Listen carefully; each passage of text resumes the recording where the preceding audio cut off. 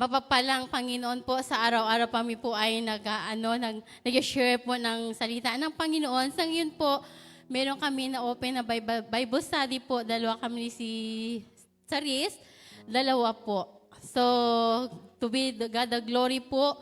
Kasi kung sa akin lang po, hindi natin yung magawa. Dahil po sa power ng Panginoon, dahil po ipinag-utos sa atin, hindi lang po tayo ay tumbagap ng kaligtasan, kundi po tayo po ay ihayo din natin ang salita ng Panginoon. Yun po ang pinaka-great commission ng God para sa bawat isa sa atin. Tama po ba? Amen po, boss. So, nagagalak din po ako dahil po sa 12 po kami, ako po ay naiwan dito. Papagpalang Amas, na nafe-feel ko po ang comfort niyo bawat isa sa akin. At salamat din sa Panginoon, always nandiyan siya, nagko-comfort sa akin. Sabi ko nga, yung hindi pa sila umalis, kasi nag-iisa po ako sa kwarto. Sabi ko, ano kaya kung mag-alis sila? Ano kaya ang feeling mag-iisa? Pero sa grasya po ng Panginoon, hindi naman po nakatulog ako ng maayos. Sa grasya po ng Panginoon. Alam ko po na pinili ako ng Panginoon. Alam ko po na hindi ako niya pababayaan. Sa kabila mo ng kalungkutan, kasi kasama mo araw-araw po. Di ba? Pagkatapos iiwan ka bigla. Ano kaya ang marala? So, glory to God po. Ibang talaga yung comfort ng Panginoon. Kapag nandyan ka pala, sabi ko nga, kapag nandyan ka pala sa Panginoon, lahat po ay gagawin ng Panginoon. Lahat po ay ibibigay sa yung yung comfort. Hindi, namimiss mo man sila, maminsan lang po kung maisip mo din sila. So, natutuwa din na po sa ganun po. So, narami din na kami na-share, meron nag-reject po din sa amin, meron na po natutuwa para sa amin, para isi-share po ang salita ng Panginoon. Kasi sabi ko po, last of the last day ngayon, kailangan po tayo magtulong. No? Marami pa po na hindi napakakilala sa Panginoon. Sa bawat isa po sa atin, kailangan po magtulong-tulong. No? Mag-share po ng salita ng Panginoon. So, bukas na po, meron na po rin na kaming ma-open ng Bible study sa grasya ng Panginoon. Sabi ko nga, lubos-lubusan ko na ito, nandito pa man ako. Kailangan ko ang power, yung kaalaman ng Panginoon. Minsan po, sabi ko, Lord, ikaw magpakaintindi, Lord, ka Bisaya, Bisaya. Bahala ka na, Panginoon, baka sumunod lang ako. I-share ko lang po ang iyong banal na salita. Sabi ko, minsan po, ginatestimony ko ang life ko. Paano po ako binago ng Panginoon? Sabi ng iba, haba, taga Mindanao ka, ba't ka nakarating dito? Sabi ko, dahil po sa Panginoon. Dahil po gusto ng Panginoon ipaabot ng kanyang salita sa bawat isa po sa atin. Kaya po natutuwa sila. Sabi ko, hanggang ano na po, uuwi ka din, oo po. Sabi ko ganun. Ang mission lang po namin ito ay nag-share po ng salita ng Panginoon para sa bawat isa po. Mahal po tayo ng Panginoon, sinasabi ko sa nila. Meron isa doon po, nag-open ng kanyang program. Hindi ko man akalain. Sabi niya nga sa akin, alam mo ba sis, mister ko nagawa ng katulong. Tapos yung katulong niya yun, kabit niya pala. Naku, sabi ko parang sa parang sa pelikula.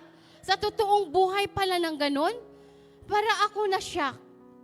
Tapos lahat sinasabi niya sa akin, open niya sa akin. Parang napaiyak ako. Sabi ko, sis, handa ka bang isurrender po lahat sa Panginoon? Sabi ko, may purpose ang Panginoon. May plano po ang Panginoon sa iyo. Sabi ko gano'n. Sabi niya, okay naman po lahat. Sabi ko, lahat po ibigay natin sa Panginoon. Isurrender po natin ang ating buhay. Sabi ko gano'n sa kanya. Ginawa niya rin yung lahat. Marunong ka bang magpatawad? Doon nga, magpatawad nga ang Panginoon. Ako pa, sabi niya gano'n. Yung nag-pray po kami, nag-iyak talaga siya. Sabi ko, grabe ngayon, last of the last days. Kapatid, last of the last day, sabi ko, ito na ang panahon. Ang bawat Kristiyano po ay kailangan mag-share po ng salita ng Panginoon. Di ba? Kapag tayo po ay magdala ng isang kaluluwa po, lahat po yan. Lahat ng angels sa langit po ay natutuwa po. So yan lang po ang na-experience ko po dito. Hanggang pag uli ko po, dala-dala ko yung kagalakan, yung ng Panginoon, ang kinyo po sa bawat isa sa akin. Maraming pasalamat, to be God, the glory po ang lahat. Ayan po. Thank you, Pastora Divine. At hindi po nagkakamali, parang may iniwanan po kayo ng 6 na Bible study po no, ng mga umalis. Kung di po nagkakamali. Tapos sa unang week ay nakapagbukas na ng 2. Then pangatlo po. So praise God talaga pong kumikilos ang Panginoon no po. Lalo na po dun sa mga nagpasya na sumali sa mission. talaga po naging pagpapala at talaga po nagagampanan yung Great Commission nga po ng Panginoon na maipahayag po natin yung salita ng Panginoon sa iba't ibang dako. So currently, yung mga nagmi-mission natin ay nasa ibang lugar na po, no, ng Cavite. At patuloy na ipanalangin. Sama natin sa panalangin, lalo na si katulad ni Pastora Divine na mag-isa lang.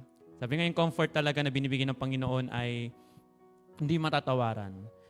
Na kahit mag-isa tayo, basta alam natin kasama natin ang Panginoon, ay wala na tayong ibang kailangan. Katulad nga doon sa kanta natin, walang katulad yung pag-ibig ng ating Panginoon sa ating buhay. Ayun po, praise God. Sunod naman po natin tawagin na magbabalik ng pasasalamat sa Panginoon, si Sister Erica. Ayan po. Surprise. Surprise daw po ito. Pinamasa ko lang pinakasulat dito. Ayan po.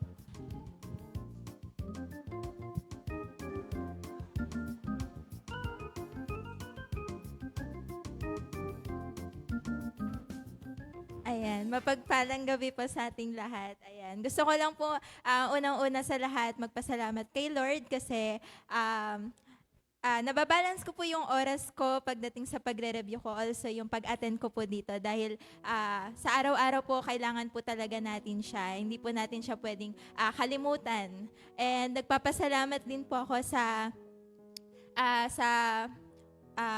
guidance and protection niya po sa akin. Kasi last time po, ako po ay umattend pa sa isang team building.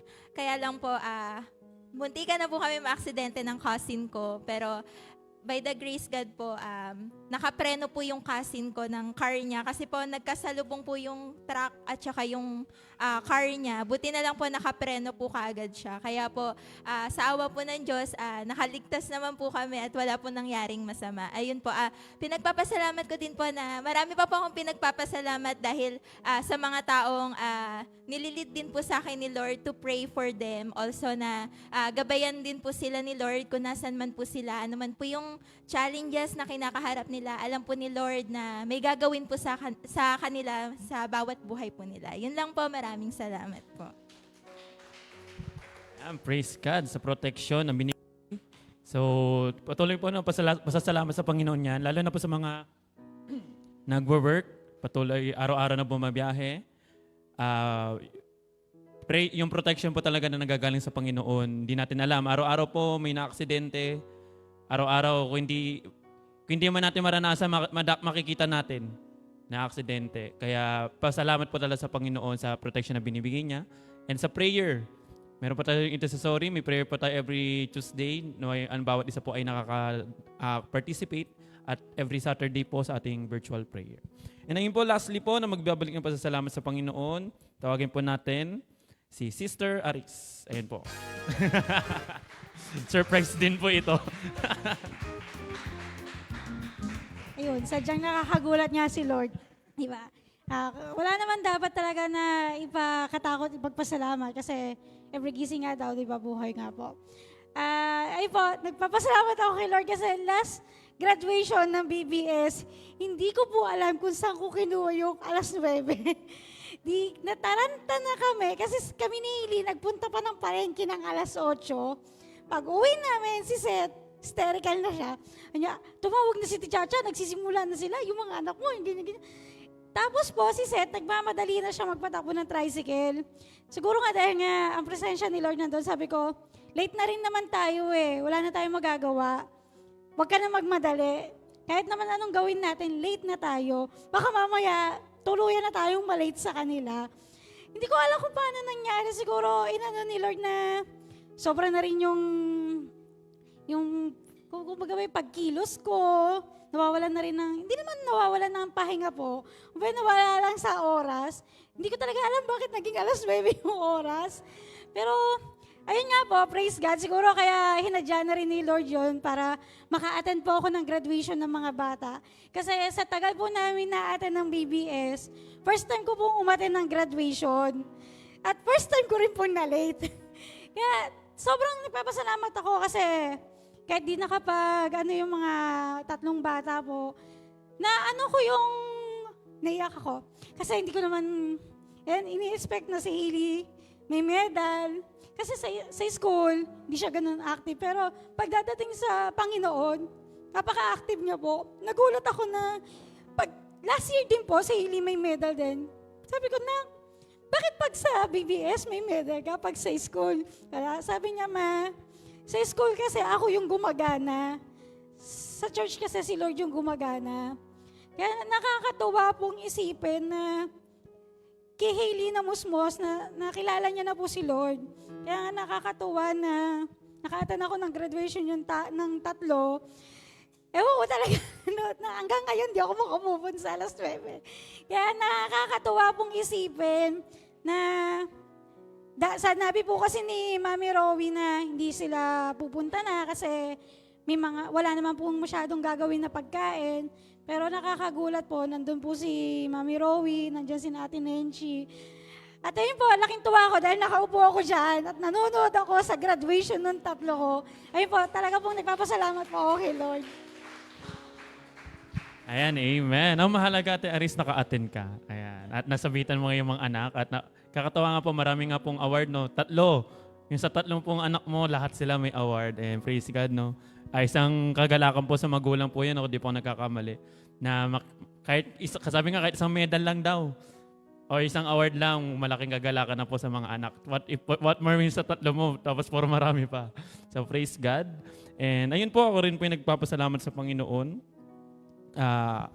Yun po, kahapon po ay galing ako sa SSS. May inaasikaso po kami ni Father.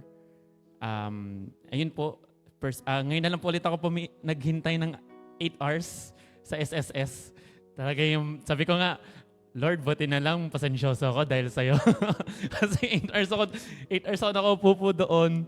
Nauna po ako kay Father, parang before 8 po nandoon na ako sa SSS. Tapos si Father ay dumating ng mga 11. Kasi sabi ko, eto pa naman yung number ko. So hindi na makailangan po na maaga. Expected namin before lunch or mga lunchtime tapos na yung number po namin natawag ng around 2 o'clock. Mga ganun po, 2 o'clock, 2:30.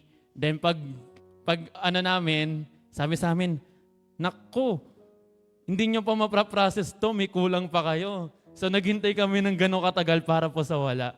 Pero tapos sabi noon, another pila po ako, sabi, dahil may kailangan pa pong i-register sa online, pumila ka ulit doon sa e-center. So, wala pa po kaming kain that time. So, naghintay, umuulit na number, maghintay ulit. Tapos nag-decide kami, kain muna tayo. Mabilis na nakain lang. Tapos bumalik po ulit ako doon. Pinauwi ko na si Father. Sabi ko, ako na lang naman ang kailangan doon pumila. Kasi nakakaawa naman. Senior na rin naman po si Father. Tapos paghintay rin naman, ako lang naman kailangan gumawa. Ako po ay natapos ng around pasado alas 4, almost 4:30. At ayun po, praise God. Okay naman po. Actually, may natanggap na po akong email. Okay na daw po yung ni-register ko. Sabi po sa amin 2 to 3 days ang processing sa online. Pero kanina po nag-check ako sa email. Wala pang 1 day. Okay na daw po. So praise God. Maayos siya. Hopefully maging smooth na ulit yung susunod na balik ni Father kasi nakakadalawang balik na po siya. Kasama po yung pangatlo na po yung kahapon. So, pang-apat na po yung susunod na yung final. Sana final na po. So, ayun po, isang challenge po sa mga nag-working or sa mga naka-register sa SSS. Talagang pasensya po talaga. At yung pinagpapasalamat sa Panginoon po, no? Dahil ako po ay, alam niyo ba yan, parang nagpalipas ng araw na wala kang hindi naman naiinip. Nainip lang po ako siguro yung nagugutom na ako. Sabi ko, dahil siguro gutom na ako, kaya ako naiinip. Pero sabi ko doon ko po pinagpasalamat sa Panginoon yung patience ko na natanggap ko through various trials. Katulad din ba sa work ko, 3 months na ako naghihintay. Pasensya pa din. Pero thankful naman, may mga for interviews rin naman. Praying pa rin naman po. Ano pa rin yung may 3 po opportunities. Hopefully, may makuha ko. Pero talagang prayer pa rin po kasi mahirap po talaga mag-decide ng padalos-dalos. Kasi meron po ako isang, masasabi ko may sure ball na makukuha ko. Pero talagang prayer pa rin po kasi malaking parang may personal ano ko doon. Sa opportunity na po yan, may personal battle po ako. Pero ayun, sa Diyos pa rin papapurin, pasasalamat dahil patuloy na hindi po kami nagkulang. Sabi ko nga po, nakakapagbayad po ako ng mga bills ko kahit wala akong trabaho. Praise God. Kaya hindi ko alam kung salamat sa provision niya po sa patuloy na naibibigay po yung mga pangangailangan po. So, yun, praise God. At tatawagin po tayo po, idadako na po sa ating next na portion ng gawain, ang pagbibigay. At tayo po ay bibigyan ng exhortation ng ating kapatid na si Brother Eli Villagracia. Ayun po, palakpakan po natin ating Panginoon.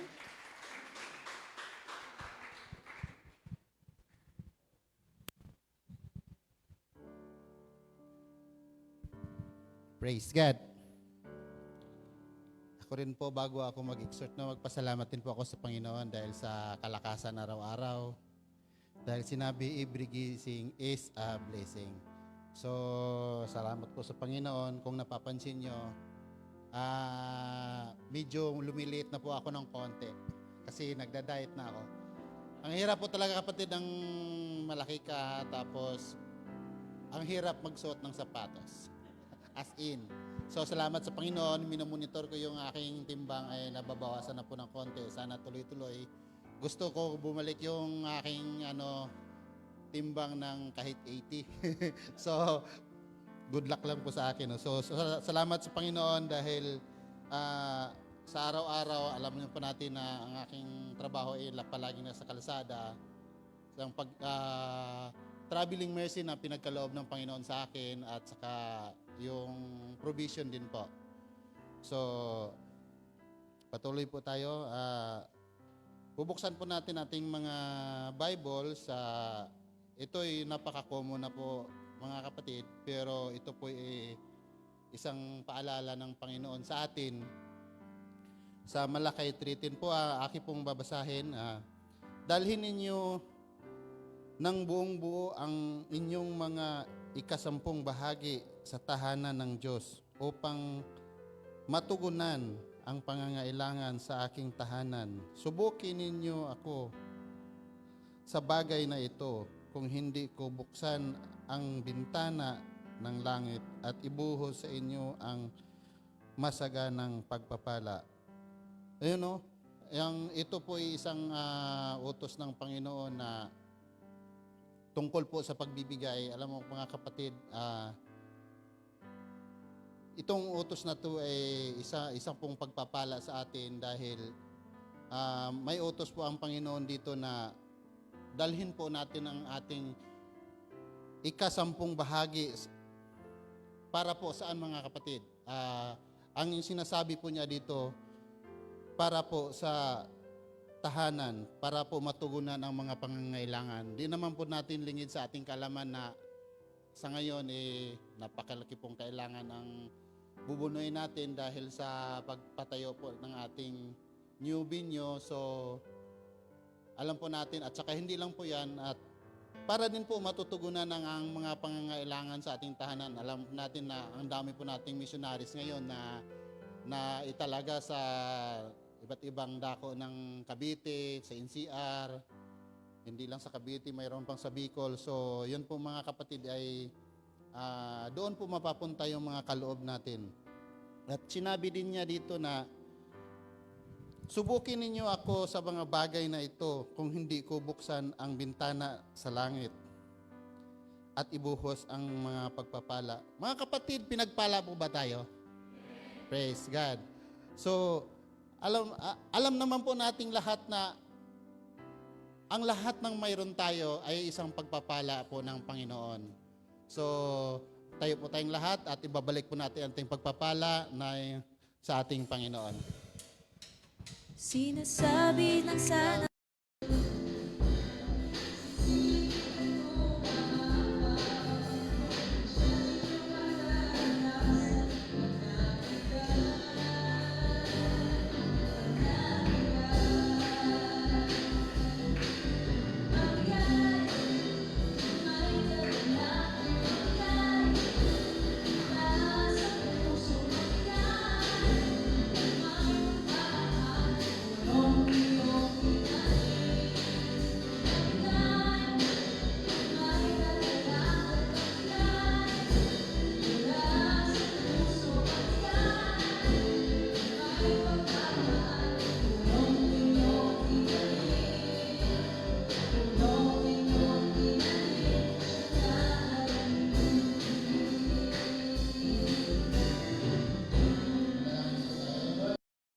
bawat isa, Lord, na naghandog ng pasasalamat sa iyo, Lord. Salamat, Lord, sa bawat isa, Lord, na nagkaloob, Lord. Ito po sana ay aming magagamit ayon sa iyong kalooban na marami pa pong kaluluwa na maabot sa pamamagitan nito, Lord, at matugunan, Lord, ang aming lahat na pangangailangan, lalo na, Lord, sa hinaharap namin na pagpatayo ng bagong binyo, God. Lord, ito po ang aking pinapasalamatan. Sa iyo po ay ibalik namin ang pinakamataas na papuri at pagsamba sa ngalan ni Jesus. Amen.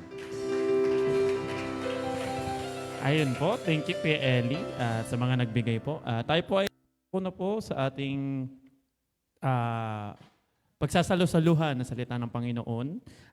Tawagin na po natin ang gagamitin na lingkod ng ating Panginoon sa gabing ito.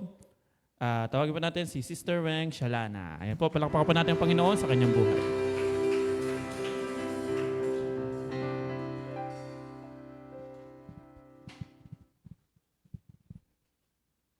Ayun, purihin ang Panginoon. So, magandang gabi po sa bawat isa. Actually, last month, nakaligtas po ako mag-topic dahil may nag-agape po.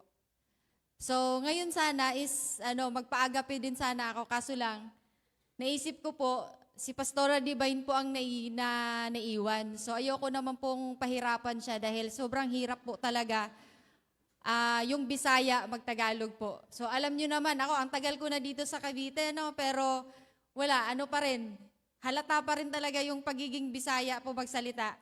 So syempre, paano na lang si Pastor Divine, ilang araw lang po siya dito.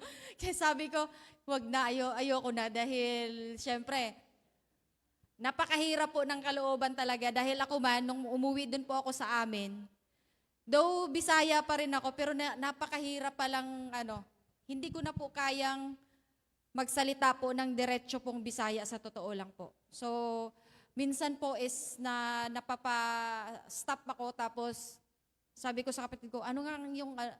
So, napakahirap po pala na ganon. Pero sabi ko nga, bakit ganon? Ang tagal-tagal ko na dito.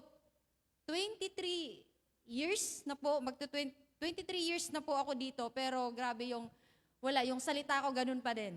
No? So, ayun, purihin po ang Panginoon dahil pinagkaloob talaga niya sa akin tong araw na to. Actually, hindi po ako ngayon nakaschedule, pero since yung schedule ko po is hindi po siya posible talaga. So sabi ko, pag hindi po ako magpa-reschedule, darating po tayo sa magpa-agape na naman ako. So, para kasi sa akin po is, yung ganun po kasi na alam mo naman sa sarili mo na hindi ka talaga pwede. So parang humahanap ka lang ng paraan na hindi ka mag-accept ng, I believe po kasi this is the command of the Lord na kailangan mong sumunod. So, yun nga yung pinag-aralan po namin kahapon sa Bible study, yung pagiging obedience. No? So, delaying tactics is an disobedience din po. So, kung ganun po, alam mo naman sa sarili mo na hindi ka pwede that time, so why not kumbaga, pumili ka ng schedule na kaya mo pong i-deal po. So, ayun, salamat sa Lord dahil sabi ko, oh my God, ako po yung magbubukas ng tema po. So, ang tema po natin ngayong buwan ng June is the brevity of life. So, nung binasa ko po siya, sabi ko, oh my God, ano to, brevity of life? Parang hindi po siya common po sa akin talaga. Hindi siya usual na word na nagagamit po natin daily. So, ang ibig sabihin pala ng brevity is short. Or sa ibang but concise. Pero dito po is para sa akin, ang magiging akma po na translation talaga is short. So, yun po yung by the way, bago po ang lahat, ako muna po ay magpapasalamat sa wisdom and knowledge po talaga na pinagkaloob ni Lord sa akin, saka sa strength po. So, actually, napakahirap pong i-separate po yung work mode ko At saka yung magpiprepare ka po para magbahagi ng salita ng Lord. Napakahirap po kasi kanina po, alam niyo po yun na kung wala po talagang midweek, hindi po ako mag-word. Parang imposible po na makarating ako that time. So, umalis ako sa work. Sabi ko, ano ba yan? Kasi ang laki po talaga ng issues po na iniwan ko. Pero sabi ko, Lord, bigyan mo ako ng peace of mind na disregard ko po yung work ko muna. Saka ko naisipin yon pagkatapos. So, habang nagda-drive po ako, hanggang nakarating po ako dito, parang alam mo yon, parang wala ka sa wisyo, parang ang hirap po talagang mag-change mood po talaga, ang hirap po. So, ayun, salamat sa Lord dahil sa grasya na lang po talaga ni Lord, ayun, nabago niya yung mode na parang okay, talikdan mo muna yon, iwanan mo muna yon, mag-focus ka muna. So, ayun, binigay po ni Lord yun sa akin. Kaya po ako nandito sa inyong harapan. So, salamat Lord doon sa peace of mind na pinagkaloob mo sa akin. So, bago po tayo magsimula, inanyayahan ko po ang bawat isa na tayo po muna ay manalangin. Ama naming banal, Lord, kami po ay lumalapit, Lord, sa oras na to, na ipagkaloob mo sa amin, Lord God, yung peace of mind, Lord God, and even yung focus, Lord, sa pakikinig ng salita mo, Diyos. Lord, gamitin mo lang akong daluyan ng iyong salita upang maipahayag, Lord God, yung kung ano po yung nararapat, Lord, para ma-share po, Lord God, yung salita mo ng maintindihan po ng bawat isa.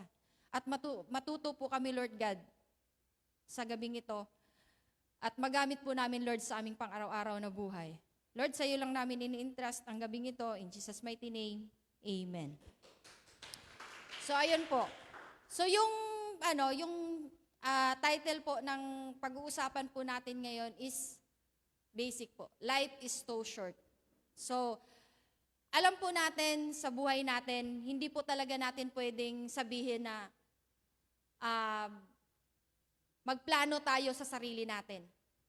At saka we should consider na ngayong araw na to is ito na po yung huli natin. Kasi pag hindi po natin, na-miss po natin yung yung pagkakataon na yon, dahil unang-una hindi natin alam kung ano po yung magiging bukas natin. Bukas buhay pa ba tayo? Wala pong nakakaalam kahit sino po sa atin. No?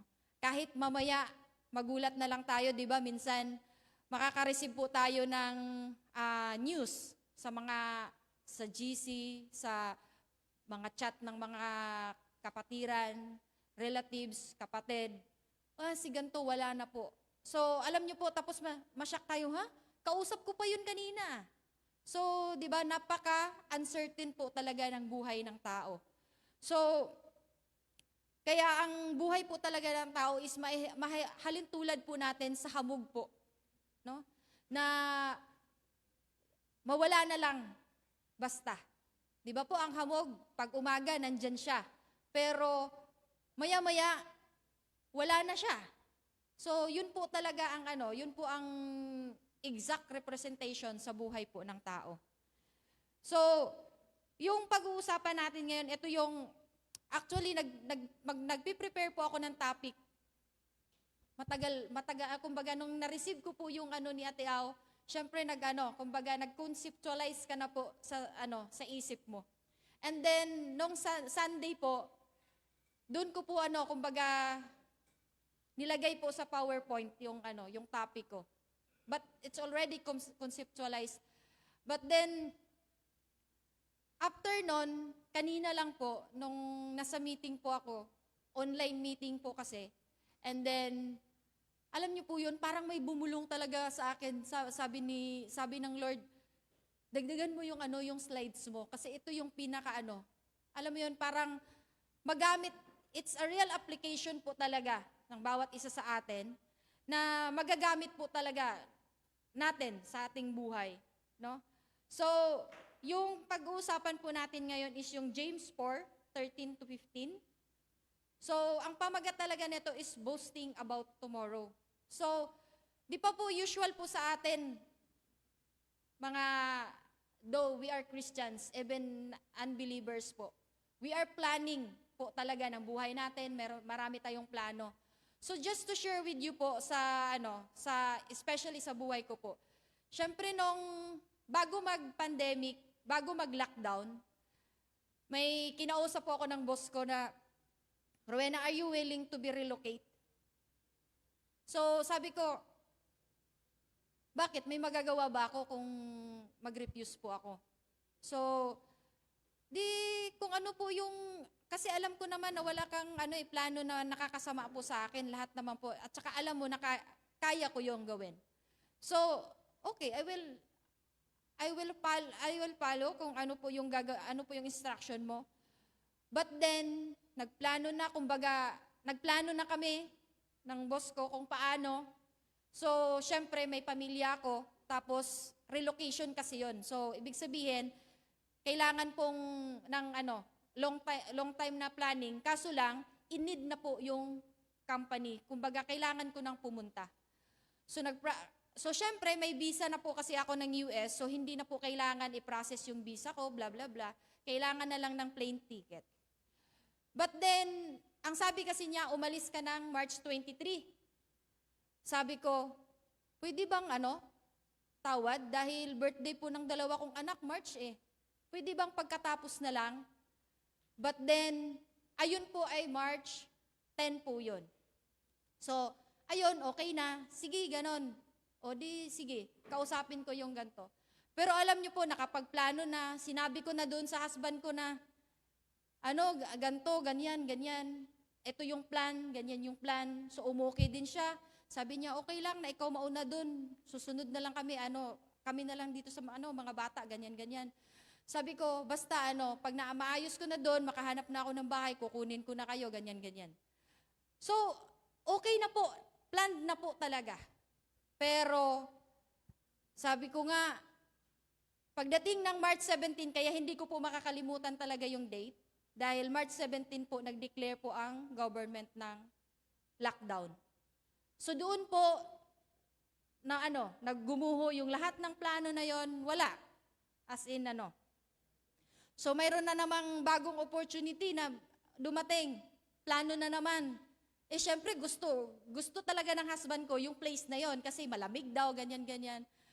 Pero alam niyo po, namatay po siya. So, di ba? So napaka grabe yung kaya sabi ko nga, this is real na kumbaga, ito talaga, wala kang magagawa kung hindi po talaga kalooban ni Lord.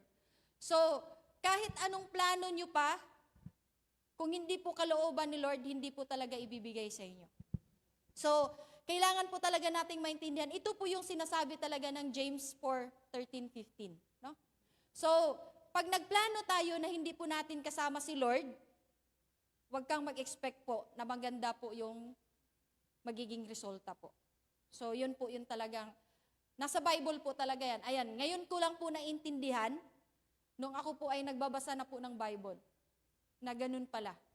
So, sana sa atin, sa buhay natin, sa lahat po ng ating gagawin, ano man yan, kumbaga, kahit vacation man yan, trabaho man, paglilipat kung saan man tayo gusto, we should consider po talaga yung will po ni Lord.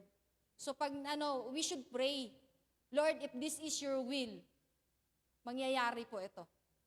If this is your will, wala po akong magagawa, tatanggapin ko ng buong buo. So, ayun po. So kailangan po talaga nating ipagkatiwala sa Lord ang lahat po nating gagawin sa buhay po natin dito sa mundo. So, life is so short po. So, of course, itong verse na to sa Psalm 90:12. So, since life is too short, tinuturuan po talaga tayo na magiging wise, na gamitin yung oras natin na nandito sa mundo. We should not use our time dito sa mundo sa wala pong kwenta na mga bagay. Di ba po, mamaya pag-uusapan natin kung ano-ano yung mga dapat nating gawin habang tayo po ay nabubuhay. Because, sabi nga, what are you investing your days and in time here? So, saan ba natin gagamitin yung oras natin dito sa mundo? Dito sa temporary na buhay natin dito sa mundo? So, we should commit to the Lord. Sa ating paggising sa araw-araw, kailangan we should consider po na ito ay final days ko na to. Para po magaang lahat ng ating gagawin, it's align po kung ano po yung kagustuhan ni Lord, kung ano yung kalooban ni Lord. Dahil hindi na po natin mababawi. Paano pag at that time, bakit makapagsabi ka ba sa Lord na ayoko pang mamatay, Lord, wag mo muna akong kunin. 'Di ba? So, kaya dapat lahat po ng oras natin, kailangan po na talaga nating gamitin ng ayon sa kalooban po talaga ni Lord. So, wag po tayong mag-aksaya ng oras na gumawa ng walang kabuluhan po. Kasi, ayun, kumbaga, paano? Nung gumawa ka ng walang kabuluhan na hindi po kaaya-aya sa Panginoon, yun yung time na kukunin ka na. Paano ka naman? 'Di ba? So, yun yung kailangan po nating maintindihan na bakit natin i-consider na yung lahat ng oras natin is yun yung last days na natin. So, meron po akong mga 8 po bullet points po na kumbaga pag-uusapan po natin. So, how to number our days. So, think more positively. So, di ba po, sa buhay po natin, kahit lahat naman po tayo nakakaranas po ng, hindi naman lahat maganda eh. Hindi naman lahat kaaya-aya na nangyayari sa buhay natin. Ang buhay po natin dito sa mundo is full of challenges po talaga. So, minsan, pagising pa lang natin, wala na. O for example na lang, pagising natin, walang tubig. O paano ka naman magiging masaya na simulan yung buhay mo. Diba po? Pero, lagi po nating tatandaan na lahat po ng binigay ni Lord is may purpose po yan. So we should think the positive side doon sa mga nangyayari sa ating buhay. Dahil in every situations, there is a lesson learned that we can get. Dahil doon sa bawat pangyayari po na ating nararanasan, meron po talagang positive na makukuha natin doon. Nasa atin na lang yon kung paano natin i-consider yung mga positive side ng bawat sitwasyon na ating nararanasan. But, kasi kung, let's say, pangit na nga yung nangyari, magpapadala pa tayo. So, di ba, wala naman po talagang, kumbaga, wala naman talagang advantage doon sa buhay mo. So, we should think, gusto ba nating sirain yung araw natin dahil lang doon sa mga bagay na yon? So tayo din po yung masisira yung araw. So we should think it positively. Let's twist into a positive way po talaga. Next is forgive quicker. So, kung may nagkakasala sa atin, bakit pa natin patatagalin yung pagpapatawad na wherein tayo po yung nagdadala niyan? Bakit yung nagkasala ba sa atin? Dala-dala ba niya na nagkasala ako, ganun? Wala siya, humahalakhak, tumatawa, walang pakialam, pero ikaw dinadala mo. So sino pong nagdadala?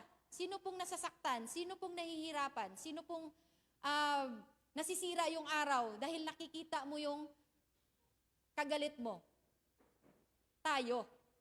So, and then, kailangan din po nating maintindihan, one way of doing it para madali po tayo makapagpatawad, kailangan lang nating maintindihan na tayo ay pinatawad ni Lord. So sino ba tayo na hindi magpatawad? Ano po ba yung naranasan ni Lord na paghihirap para sa atin? Wala po sa kalingkingan. So doon pa lang, maano natin na ayoko na dahil magpatawad na ako. At saka, unang-una, pag nagpatawad po tayo po ang nagbe-benefit po talaga. No? Hindi po yung pinatawad natin. So, kaya, we should not, kumbaga, alam mo yon, yung pahabain pa natin yung pagkikimkim natin ng galit, na tayo yung hindi maging masaya. So, bakit? We should let go. Kasi wala namang benefits talaga yun eh. So, yun yung kailangan natin intindihin talaga, na in every situation, we must balance. Kailangan po nating isipin yung disadvantages at saka advantages to make decisions. So, doon, mabalansin natin, magpatawad na ba ako o hindi? So, ano po ba yung disadvantage at saka advantage? So, ayun. So, of course, sa ating tao, normal po, napakahirap po magpatawad. Once na nasaktan ka, lalo na pag inapakan yung pagkatao mo, or lalo na pag yung sobrang sama talaga ng ginawa sa'yo. 'Di ba? Pero hindi ibig sabihin nagpatawad ka, pwede mo siyang kalimutan na lang. So let's say, for example, yung pinag-usapan natin doon sa yung sa LTP.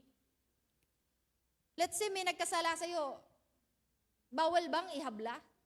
Paano naman kung pinatay niya yung mahal mo sa buhay?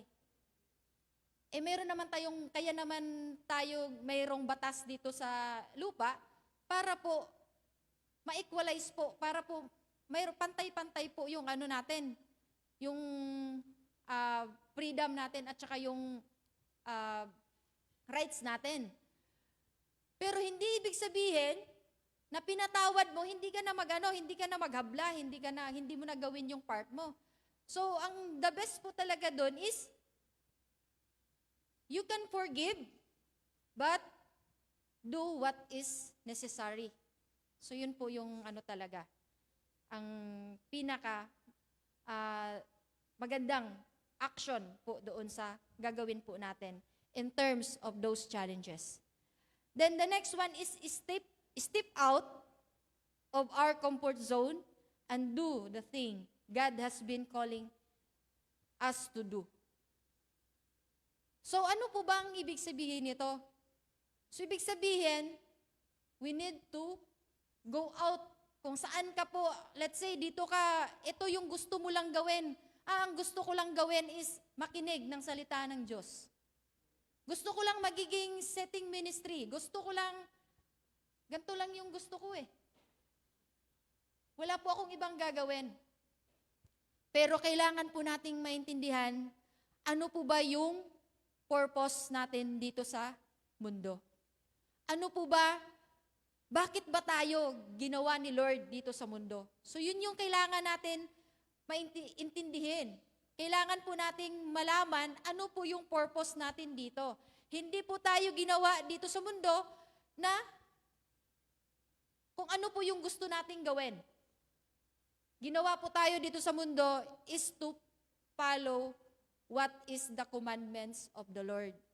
So paano po ba yung ano po ba yung pinaka mabigat? Bukod doon sa 10 commandments po. Ang pinakamabigat po talaga, yung sinabi po talaga sa na kailangan po nating mag-share ng word. Mag-share po talaga ng salita ng Diyos. Kailangan po, yung mga hindi nakakilala, is-sharean po natin. So, hindi ibig sabihin na pag na-share natin, kailangan sisimba na talaga siya. Di ba po? Kasi napakahirap po. Napakahirap po talagang kung ganun po yung objective po natin, na pag ang makonsider natin na mag-share tayo ng salita ng Lord, tapos isama na agad natin dito sa simbahan, I think wala pong it's very seldom po na nangyayari. It's very seldom. Siguro kami lang po yun, no? Kasi nung nakakilala kami ng Lord, parang wala eh. Nagsimba na kami. Actually, hindi pa kami nakakilala sa Lord. Nagsimba kami agad eh. So, it's very seldom po. Pero syempre, naranasan din naming magtago. No? Bago pa dito, no, nung maliliit pa yung mga bata, Diyos ko, naranasan po talaga naming magtago ng kasi may pastor po na bumibisita sa amin. As in, tinataguan talaga namin. No? So, hindi pa talaga, yun yung na it's not the time for harvest po talaga. Kaya, yun po, sabi ko nga, if the time is right, the Lord will make it happen. So, yun po talaga yung, yung verse na yun po talaga yung nagbibigay po talaga, nagre-rema po sa akin na wala po talaga dahil noon, ano bang kaibahan noon at saka ngayon? Pero bakit? Ngayon is wala pong kahirap-hirap po talaga. But then, of course, kung hindi po inalagaan din po, I doubt na nagtuloy-tuloy din po. So, ayun, salamat sa Lord doon sa mga tao din na ginamit, bakit po kami talaga is nagpatuloy po na mag-serve sa Lord po. So, next is start a new career. So, of course, bakit ko sinabi tong start a new career? Kasi minsan po sa buhay natin, doon sa current situation natin, is hindi po kaaya-aya po yung environment, puro po makamundo. So like for example na lang, nagtrabaho ka sa casino. Tapos, paglabas mo, nandoon yung mga makamundong gawain. So kung ganun po ang environment po natin, mag-isip ka na, maghanap ka na po ng bagong trabaho po. Huwag mo pong ilagay sa panganib yung sarili mo o yung pamilya mo dahil lang doon sa trabaho mo. Kasi hindi naman po siguro ipagkait ni Lord na aalis ka doon sa trabaho mo, hahayaan. Dahil yung purpose mo, yung reason mo is para malayo ka doon sa makamundong mga bagay, mga pangyayari. So for sure, pag ipagkatiwala mo kay Lord, yung ganon, tutulungan ka po ni Lord na makakita po ng panibagong career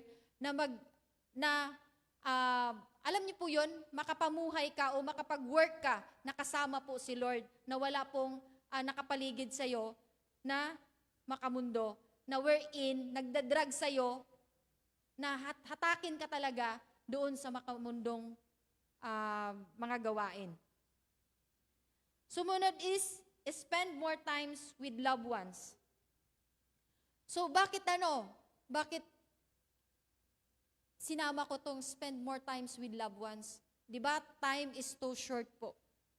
So, kailangan sa ating buhay, wag nating sayangin yung oras natin na nandun sa barkada, nandoon sa nakipag-inuman, nakipagsayawan, pumunta sa saan-saan, doon kasama yung barkada, dinisregard po yung pamilya dahil lang doon sa makamundong bagay. So, spend your time with your loved ones, with God po. Para po ma-explore nyo kung gaano po kabuti si Lord, sama-sama po kayong pag-aralan po or mamuhay na kasama po si Lord. The next one is make more time for ourselves, for yourselves. Diba? Minsan kasi alam niyo po yon na parang nauubos yung panahon natin sa iba. We are dwelling on the past. Let's say, instead na mag-focus ka sa sarili mo, nahahata ka doon sa mga tao na nakapaligid sa'yo na wala namang magandang benepisyo, wala namang magandang influence sa iyo. So, Tapos, yung mga tao pa na yon is, kumbaga, na-impluwensyahan ka pa ng masama. Minsan, nauubos din yung oras natin sa chismis. Di ba? Makipagkwentuhan tayo, kahit sino na lang yung sinisiraan natin. Di ba? Why not focus ourselves? Tingnan natin yung sarili natin. Nagawa ko ba yung kalooban ni Lord? Bakit hindi natin tanungin yung sarili natin, ano pa ba yung pwede kong i-improve sa sarili ko? Bakit tayo makikialam doon sa buhay ng may buhay? No?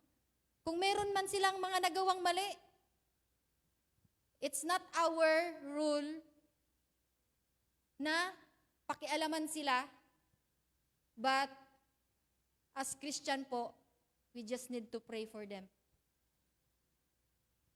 Hindi po natin trabaho na i-correct po sila in our ways. So syempre, correcting in our ways, it could create conflict. So doon po, nag-aaway. So kung meron tayong na-observe, nakikita na hindi maganda, wag na po tayong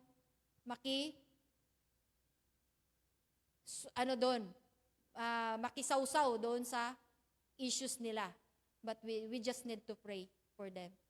Na bigyan po sila ng wisdom and knowledge how they are going to deal with the situations that they have.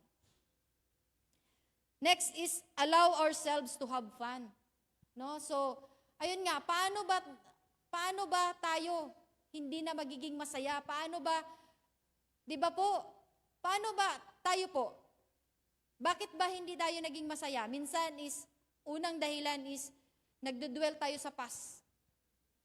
Yung mga past experience natin na pangit, yun po yung naiisip natin. Or we are, looking for the future, na nag-alala tayo, yung future natin na ganto-ganto. Pero, alam ba natin na madadatnan pa natin yung future? 'Di ba? Baka nga mamaya wala na tayo eh. So yun yung kailangan po nating maintindihan talaga na have fun. Huwag tayong mag-dwell doon sa past at saka huwag tayong manirahan doon sa alam mo yung puot at galit na lang yung meron sa puso natin. So saan ba natin mararanasan yung kaligayahan? Sa Panginoon po ang tunay na kaligayahan po natin mararanasan. Dahil yung naranasan po nating kaligayahan sa mundo is just a temporary po. At wala po talagang benefits yan. Dahil personally po sa akin, wala po, danas na danas ko po yung kaligayahan na binibigay po ng mundo. Pero sabi ko nga, it feels me incomplete pa din. Kahit po, ganun na po yung buhay ko. Pero yung kaligayahan po na binigay po ni Lord, wala pong katumbas. The last is, live happily and full of His joy, no matter what its day hold. So, yun nga, ulitin ko po. Kahit gaano pa man kapangit yung nangyayari sa buhay natin, let's twist the situation na dapat titingnan po natin yung lahat ng positive sides, ano yung mga learnings na nakukuha po natin para po ma-improve po natin on the future po, on the next na mangyayari po. Dahil kung tayo po ay nag-iisip talaga ng yung positive po yung thinking po natin at saka kino-consider po natin na lahat po nangyayari sa buhay natin is may purpose si Lord, yan po yung makapagbigay sa atin talaga ng kasiyahan. Dahil di ba tayo po is, bakit ba tayo na ipagpasalamat natin yung mga challenges natin? Di ba po? Because we believe that God is giving us to us for us to learn and to become a better person. Wala naman pong ano eh. Kasi, di ba, pag nasa problema po tayo, of course, pag nasa problema tayo, hindi pa natin ma-appreciate kung ano po yung dala ng problema na yon. Pero di ba, pag nalagpasan na po natin yung problema, pinagpapasalamat na po natin. So yun po yung yun po yung realidad po talaga ng buhay natin. So pag pinagpapasalamat na po natin, doon po natin nakikita ano po ba yung lesson na binigay sa iyo ng Panginoon, bakit pinadanas sa iyo yung problema na yon. Dahil para tayo tumatag, para tayo magtiwala sa Kanya ng buo. So ayun po. So, sana po yung na-share ko po sa inyo is magamit po natin or may natutunan po tayo at magamit po talaga natin sa ating pangaraw-araw dahil because this is really the real situations that we had po talaga. No? So, ayun po. Salamat sa Panginoon sa lahat po ng pagpapala po na pinagkaloob sa atin ngayong gabi. So, tayo po ay manalangin. Ama naming banal, salamat Lord sa lahat po na pinagkaloob mo Lord God. So wisdom and knowledge Lord na pinadaloy mo po sa akin na ma-share ko po yung salita mo Lord. Sa lahat po ng nakikinig, pagpalain mo po sila Lord God. And even Lord sa mga nakikinig online Lord, Lord patuloy na puspusin mo po sa pagpapala ang bawat isa Lord God. Lord, sa gabing ito, ini-entrust namin ang aming buhay sa aming temporary, Lord, na paghiwa-hiwalay, Lord God. Patuloy, Lord, na ikaw po yung kumupkop sa bawat isa. Magbigay po ng protection, Lord God, at safety, Lord God. And even, Lord, sa panahon ngayon, Lord God, na tag-ulan na, Lord, patuloy, Lord God, na ikaw po yung magbigay ng good health, Lord God. And even, Lord, doon sa mga rumors, Lord, doon sa mga sakit, Lord, na lumalaganap, Lord, sa bansa. Lord, patuloy, Lord God, ikaw po yung mag-stop, Lord. I-contain mo, Lord God, yung mga affected patients, Lord God, na hindi po sila makahawa, Lord God. And even, Lord, yung mga tao, Lord, na nagiging malapit sa kanila, Lord God, on nearest to them, Lord God. Lord, bigyan mo po sila ng strong immune system, Lord God, na ma-resist po nila yung virus or bacteria, Lord God. Lord, patuloy, Lord, na dito sa bansang Pilipinas, iligtas mo po ang bawat isa. At wag mong hayaan, Lord God, na kumalat po na magpatuloy po ang pagkalat ng sakit, Lord God. Lord, patuloy, Lord, na hinahabilin namin sa iyo, Lord, ang bansang Pilipinas at sa lahat po ng naririto, sa aming pamilya, sa lahat po ng mahal namin sa buhay, Lord God, na ilayo po sa anumang klaseng sakit. Lord, ini-entrust po namin ang gabing ito, in Jesus' mighty name, Amen. Ayan. Amen. Thank you, Sister Reng, sa napakagandang mensahe, no? Sa panimula po ng ating buwan, tayo po ay nasa panibagong tema. Tama po, ang tema po natin for this month is brevity of life. Or in simple terms, life is too short. So, ayun po. Tunay nga po na sa buhay po natin, sabi nga po ni Pastora Divine, we are in the last days po ng panahon. Kaya we need to, every second make it count sa buhay po natin. Especially sa family, kung kailangan na makasama natin, sa mga kapatiran, at syempre yung Great Commission ng Panginoon na iniwan sa atin na makapagbahagi tayo habang tayo ay may lakas pa. Di ba po? And ayun po, few announcement lang po. Yun po, tuloy pa rin po ang ating virtual prayer every Saturday at 7 p.m. Nabay, ang bawat isa po ay, inaayahan po ang bawat isa or we encourage na makadalo po ang bawat isa, especially pati dun sa mga nanonood sa online po. Sama-sama po tayong manalangin dahil ito po ay, sabi nga, prayer works. Tunay na gumagana po ang panalangin. Lalo na nga po doon sa nakikita natin mga balita ngayon, yun nga po doon sa mga sakit. At kung di po nagkakamali, meron din po mga nangyayaring mga pagsabog ng mga bulkan sa iba't ibang lugar po no, sa mundo. And hopefully, through our prayers ay maging safe po tayo ang bawat isa. Especially yung mga pinapanalangin po natin, mga kapamilya sa iba't ibang lugar, kung saan man sila po naroroon ay naaabot po talaga ng ating mga panalangin. And magkakaroon din po tayo ng church cleaning sa ating new venue doon po sa Starfish, sa Amaya. Patuloy na sama-sama po tayo. Hindi po nagkakamali, bring our own cleaning materials po ba ito, Ate Au? Tama po ba? Bring our cleaning materials and mga pamalit dahil tayo po ay pagpapawisan. And potluck po tayo this Sunday. Doon po tayo ulit na magsasalo-salo. And hopefully lahat po ay makadalo or makatulong, makaisa po sa ating paglilinis dahil unang general cleaning po natin sa ating venue. And ayun po, sige po, inaaya ko po ang bawat isa na tayo po tumayo at minsan po, palakpakan natin ating Panginoon. Yes, Lord, hallelujah. At minsan pa tayo po yung manalangin. Yes, Lord, hallelujah. Pinupuri, pinasasalamatan namin kay Panginoon sa gamiting ito. Tuloy, Panginoon, kami ay nagpapalamat. Tunay nga po na ikaw po ang siyang mapapurihan, Panginoon, sa aming buhay. We know that life is too short, Panginoon.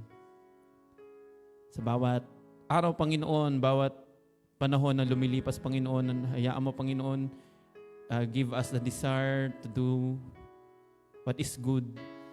Ano yung nararapat, Panginoon, na gawin namin, makapagbahagi kami, Panginoon, yung maging makabuluhan, Panginoon, ng bawat ginagawa namin. At sa bawat ginagawa namin, Panginoon, magbigay kapurihan sa iyong ngalan. In everything we do, Panginoon, we give praise to you, O God. Sa aming pansamantalang pagkahiwa-hiwalay, Panginoon, patuloy na pag-iingat po ang aming pinapanalangin.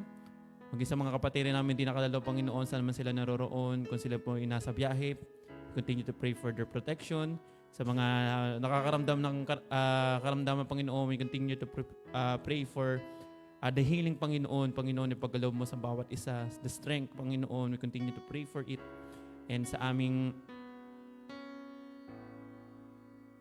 Great Commission, Panginoon, patuloy na magkampanan namin, Panginoon, yung iyong inatas para sa amin, Panginoon. Ang bawat anak mo na naririto, bawat anak mo, Panginoon, na iyong tinawag, Panginoon, patuloy na makapagbahagi, Panginoon. Magkaroon ng share, Panginoon, that life is too short. Kailangan na namin magmadali, Panginoon, dahil nalalapit na, Panginoon, ang iyong muling pagbabalik. Sa gabing ito, Panginoon, we continue to pray, Panginoon, for your blessing, for your protection, for the strength, Panginoon, for the comfort, Panginoon, sa mga nalulungkot, sa mga nanghihina, Panginoon. And everything we do, Panginoon, patuloy na magbigay kapurihan sa iyong ngalan, Panginoon. Kaya muli, sa gabing ito, we continue to give praise, thanksgiving, sa iyo ang kapurihan, kadakilaan, pagsamba. Sa pangalan ni Jesus, ang lahat ng anak ng Diyos ay magsasabi na, Amen at Amen. Ayun po, isang mapagpalang gabi po sa bawat isa. Good evening, mga